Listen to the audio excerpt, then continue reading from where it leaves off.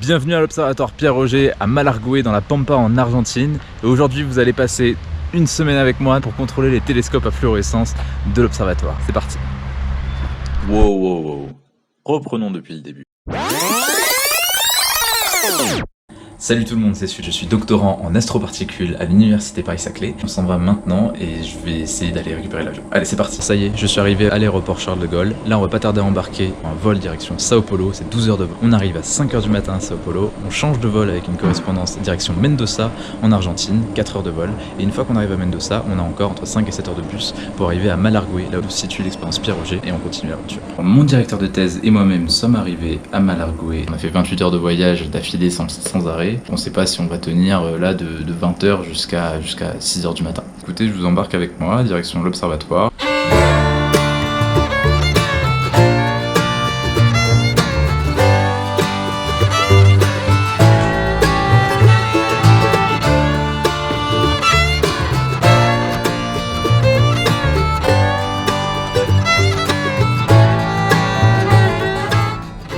Eight hours later.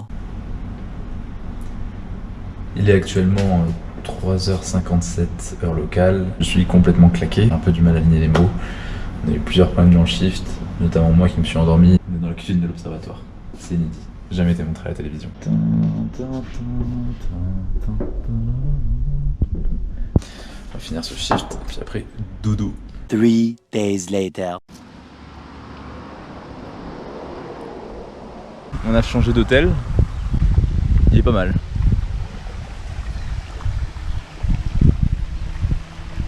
Ok, je vais essayer de me poser quelque part pour vous expliquer comment marche l'expérience. Je vais faire... Ah tiens, je sais comment synchroniser les vidéos. Action. Il y a un truc qui vous dérange, hein. On est 2 mois après l'Argentine, plein confinement, et je vais vous expliquer avec un ton beaucoup trop sérieux ce que sont les rayons cosmiques, comment et pourquoi on les mesure. À l'observatoire, on détecte des rayons cosmiques. Leur nom est trompeur car ce ne sont pas vraiment des rayons, ce sont des noyaux d'atomes. Ces noyaux d'atomes sont accélérés dans l'univers jusqu'à des vitesses folles, quelque chose comme 99,999999999% de la vitesse de la lumière. Plutôt pas mal, hein.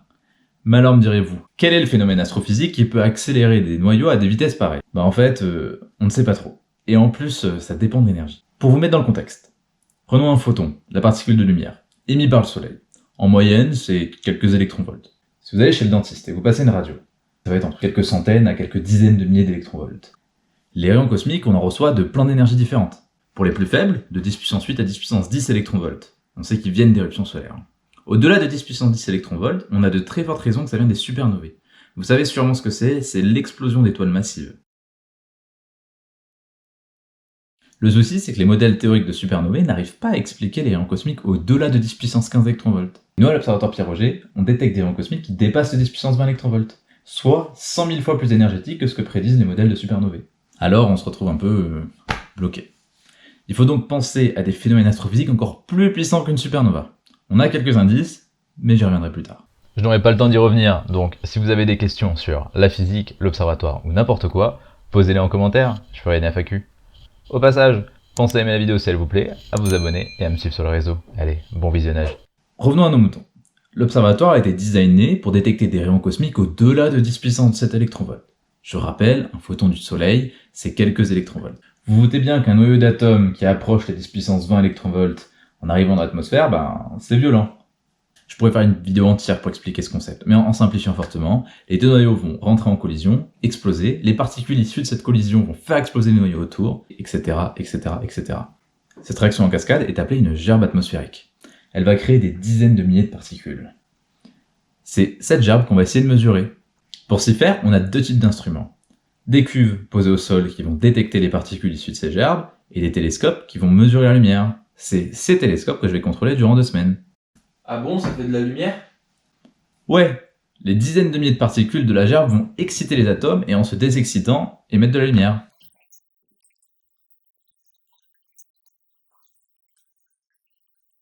Et on peut la voir cette lumière? Oui et non. La lumière a beau être intense, elle n'est visible que pendant un très court instant, ce qui la rend invisible à nos yeux. Mais il y a un phénomène très similaire que vous pouvez observer. Le Soleil émet régulièrement des particules chargées de faible énergie. Elles se retrouvent déviées par les champs magnétiques, elles arrivent au pôle, excitent les noyaux d'atmosphère, et en se désexcitant, vous obtenez une aurore boréale dans l'hémisphère nord et une aurore australe dans l'hémisphère sud. Si vous voulez savoir comment se passe une thèse, en fait, quand votre directeur de thèse a son vélo qui est cassé, il vous pique votre vélo et vous laisse vous débrouiller dans un pays où vous parlez pas la langue. Je vais aller à l'atelier d'OG et essayer d'aller récupérer quelque chose. Bon, j'ai réussi à récupérer ça dans l'atelier.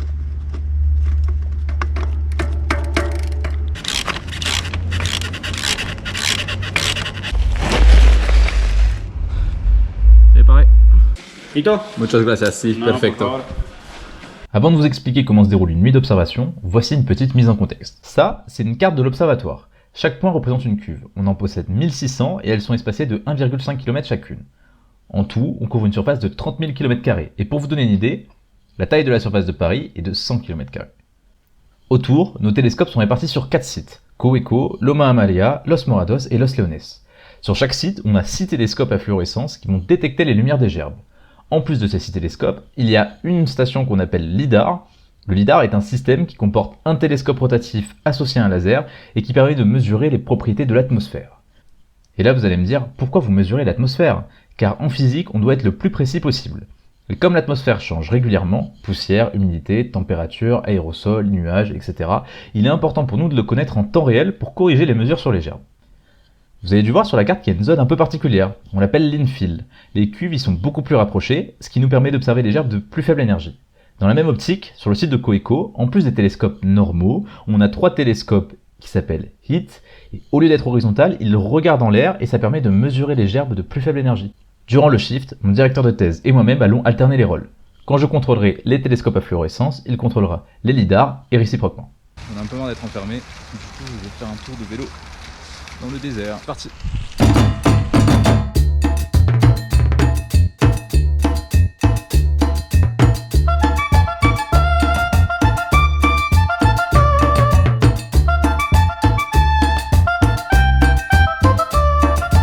Comme partout dans le monde, les gens en fait, ils sont dégueux. Regardez-moi ça là.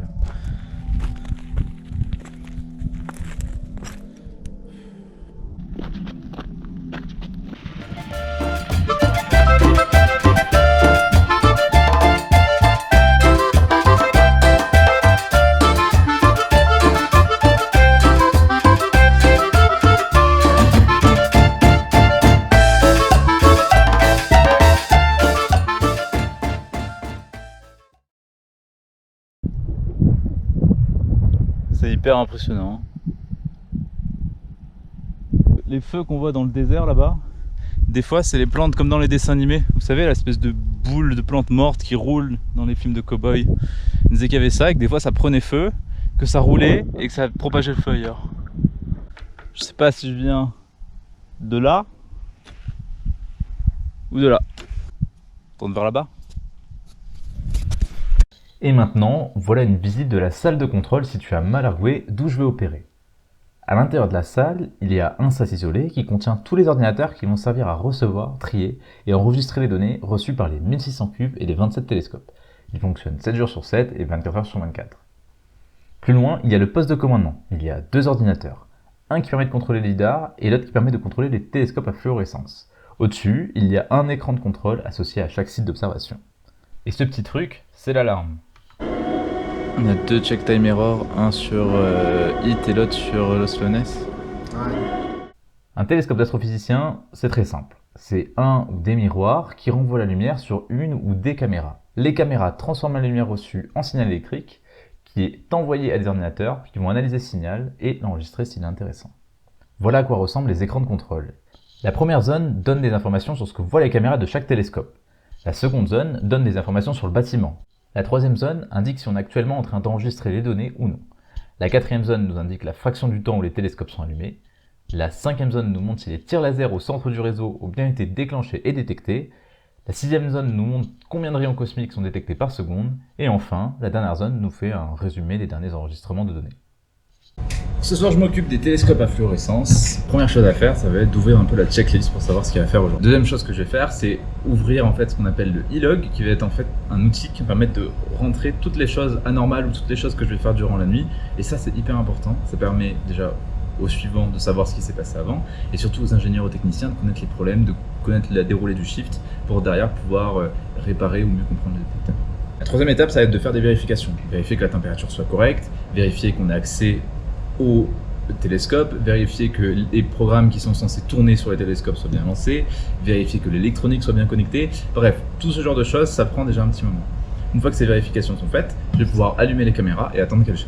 Dans mes vérifications, je me suis aperçu que sur un des télescopes, il y avait un programme qui tournait qui n'est pas censé tourner. Je vais aller me connecter à l'ordinateur du télescope et aller le tuer manuellement pour pouvoir permettre au télescope de s'allumer correctement. On a un souci avec un des télescopes, le site de Coeco est trop chaud, les baies sont trop chaudes, ce qui nous empêche en fait d'allumer les caméras. On a toujours un problème de température avec Coeco, on a les baies qui sont beaucoup trop chaudes et quand on regarde en fait la température à l'extérieur, elle a chuté drastiquement. Pourtant, les baies sont toujours chaudes. Donc on va tenter d'ouvrir complètement les volets du télescope, que le télescope se retrouve à l'air libre pour essayer de le refroidir. Ça fait 15 minutes qu'on a ouvert les volets, on n'arrive toujours pas à faire tomber en température le télescope, du coup on va plutôt fermer les volets, on va essayer de pas prendre de risques. Il est 4h46 du matin, les télescopes tombent un par un, notamment à cause de l'orage. On a perdu le premier télescope à cause d'un problème de synchronisation. Là on a perdu le deuxième télescope, Los Morados, à cause de la pluie. En fait les télescopes ne peuvent pas marcher sous la pluie, d'ailleurs je pense que vous l'entendez. Le troisième télescope ça va pour le moment, il n'y a pas de problème.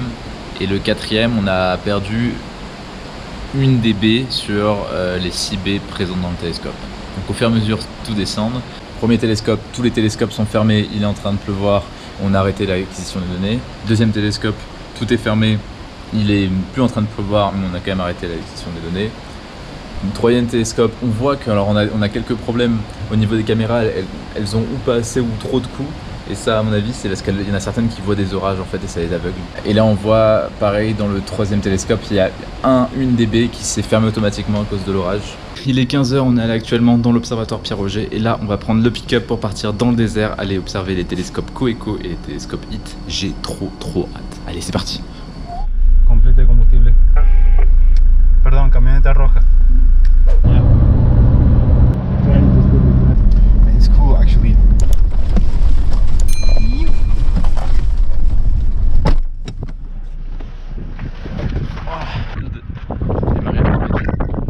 Sur le truck.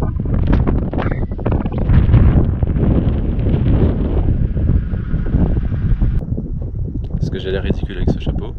Oui. Est-ce que je vais l'enlever? Non. Alors on a toutes nos cuves qui sont là-bas, mais je sais pas si vous arrivez à voir. C'est très compliqué à voir, je suis pas sûr qu'avec la caméra vous arriverez. Alors on est arrivé sur le site de HIT, qui sont donc les télescopes qui regardent les gerbes les moins énergétiques en l'air. À gauche et à droite, en fait, c'est leur position habituelle. Ils sont comme ça, car ils doivent être orientés en l'air. Cependant, on a un problème avec la baie numéro 2, donc le télescope qui est en train d'être réparé. Il y a un système hydraulique qui vient tirer le télescope pour le mettre à plat. Ça paraît un peu bizarre dit comme ça, mais en effet, la position d'équilibre, c'est quand les télescopes sont penchés, et ça, en fait, il faut faire un effort pour les mettre droits. Alors là, on s'apprête à rentrer dans le site de Coeco, et pour aller voir les télescopes, il faut s'équiper de surchaussures pour éviter de salir le télescope. Là, je suis à l'intérieur. Nice. Donc ici, là, vous pouvez voir les miroirs qui servent à collecter la lumière et renvoyer ici. On a des petits cristaux qui vont récupérer toute la lumière et l'envoyer sur les photomultiplicateurs tubes qui sont ces petits trucs ici. J'imagine que ça, c'est un préamplificateur qui va préamplifier le signal. Le signal va partir. Et puis ici, on va l'amplifier. Et après, donc, le signal est envoyé sur l'ordinateur où il sera réalisé. Alors là, ce que je vais vous montrer, c'est Mariano qui va ouvrir le rideau du télescope. C'est une opération que je faisais pendant toutes les nuits. Mais là, c'est depuis le téléphone, donc je trouve ça assez stylé. Et là, à ce moment-là, je me suis dit, ok, bah, ça va être parfait pour faire un super plan au drone.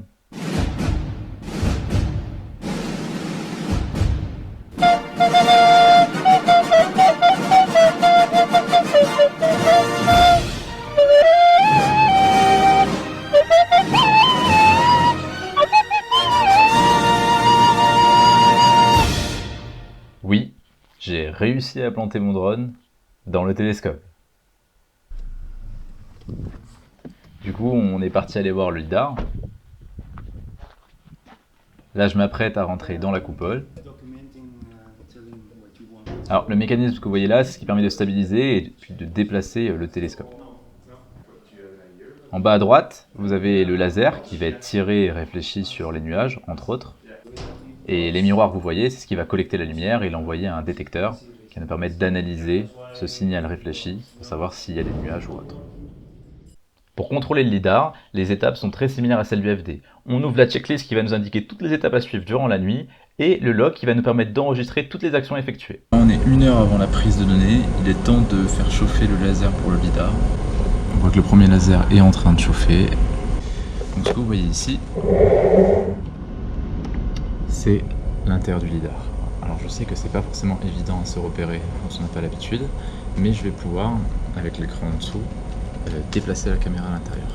Et alors là, ce qu'on va vérifier, c'est que le télescope est bien rangé. On va ouvrir les volets et on va remettre dans sa position initiale le télescope, parce que quand il est rangé, il est dans une certaine position, puis quand on va commencer à écrire des données, il va changer de position. Du coup, je vais pouvoir vous le montrer en live vu que la caméra est allumée. Ok, le laser a été lancé, je vais vérifier les paramètres, ils sont bons. Il manque juste qu'à lancer l'acquisition des données. Alors les mesures du lidar nous indiquent aussi la présence de nuages. En fait, à ce que vous voyez, le pic-up là, c'est un nuage qui est proche de nous, un autre pic, encore des nuages. Et ici, vous avez la présence de plusieurs nuages aussi. Il est 6 h du matin. Vous devez sûrement peu me voir, ou peut-être pas me voir. On vient d'entrer de l'observatoire et on voulait un peu profiter du ciel avant d'aller se coucher. C'est vraiment magnifique. Allez, il est l'heure d'aller se coucher. Bonne nuit. Les rayons cosmiques nous traversent, hey, un frisson à chaque caresse, hey, un baiser trempé sous l'averse, hey, c'est pas ce qu'on attendra la sagesse, accablé par le sens de nos vies, sans dessus dessous, une boule au ventre que l'acide ne peut pas dissoudre, une déchirure qu'un fil ne